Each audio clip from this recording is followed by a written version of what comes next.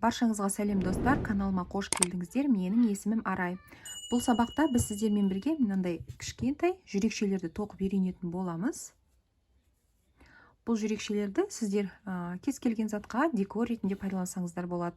Кішкентай балалардың киімдеріне декор ретінде пайдаланса болады. Және мен мынандай бирочкаларыма осылай жапсырып қойдым. Өте ерекше болып көрінеді. Ал тоқымамызды бастайық. Егер сіздер мүлдем тоқып көрмеген болсаңыздар, менің каналымда міндетті түрде крючокпен тоқу бірінші және екінші сабағын қараңыздар. Қолыңызды жаттықтырып алып, содан кейін осы жүрекшені тоқуды бастап көрсеңіз болады. Мендегі жіп Alize Lana Gold Classic 100 грамда 240 метр. Орташа қалыңдықтағы жіпті алыңыздар және 4-ші номерлі крючок. Кольцо жасаймыз. Және сол кольцодан біз жұмыс петлясын шығарып аламыз осылай. Мына жіптің ұшы арқылы сіздер мына кольцоны бүйтіп кішірейтіп отырсаңыздар болады. Енді біз 2 воздушная петля тоқуымыз керек. 1, 2. Енді біз жүрекшеміздің мына сол жақ бетін тоқимыз қазір. Бізге 3 столбик с накидом тоқу керек. Міне, накид іліп аламыз. Кольцомыздың ішінен жұмыс жібін тартып, 1 петля іліп аламыз. Бізде крючогымызда 3 петля болды. Бірінші 2 петляны қосып тоқимыз. Одан кейін қалған 2 петляны қосып тоқимыз. Бізде 1 столбик пайда болды. Бұл столбиктің тоқылуы, мен жаңа айтып өттім, каналымда бар. Сол жерден анықтап қарап көрсеңіздер болады.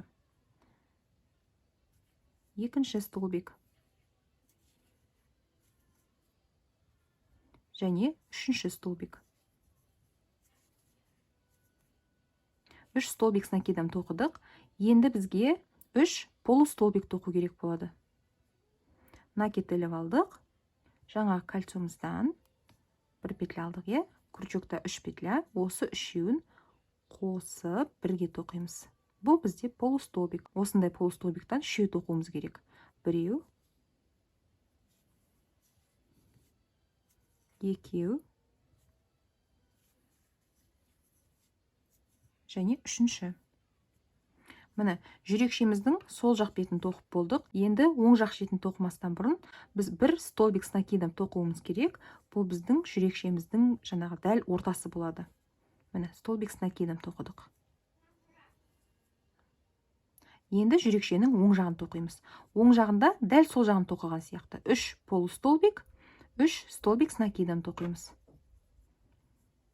1. Бұл бірінші полустолбик. 2-ші полустолбик.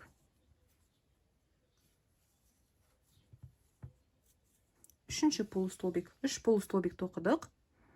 Енді 3 столбик с накидом тоқимыз. 1, 2, 3 столбик с накидом тоқыдық. Енді қараңыздар, біз ең басында 2 воздушная петлямен көтеріп барып бастаған болатын бізде. Бұл жерде де солай бітірген кезде 2 воздушная петля теріп аламыз. Және осыны жүрекшеміздің дәл ортасынан бекітуіміз керек. Жұмыс жібін тартамыз да, жаңағы воздушная петлямыздан шығарамыз. Мінекей.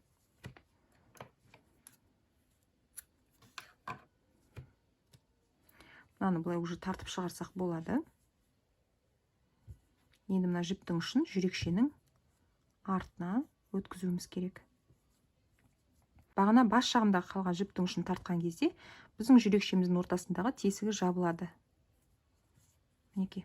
Осындай сүп-сүйкімді жүрекше болып шығады қыздар. Егер де кішкентай балалардың киіміне тоқитын болсаңыздар, мына жіпті кеспей қойсаңыздар болады, осы арқылы тігесіздер киімге. Немесе мен сияқты мынандай биркаға жапсыратын болсаңыздар, мына біреу 2 жіпті байлап, жақсылап кесіп тастайсыздар да. Одан кейін кәдімгі ПВА клеймен мен жапсырып қойдым.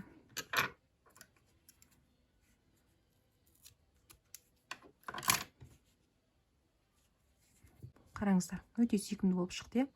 Соңына дейін көріп шыққандарыңызға рахмет. Келесі сабақта кездескенше.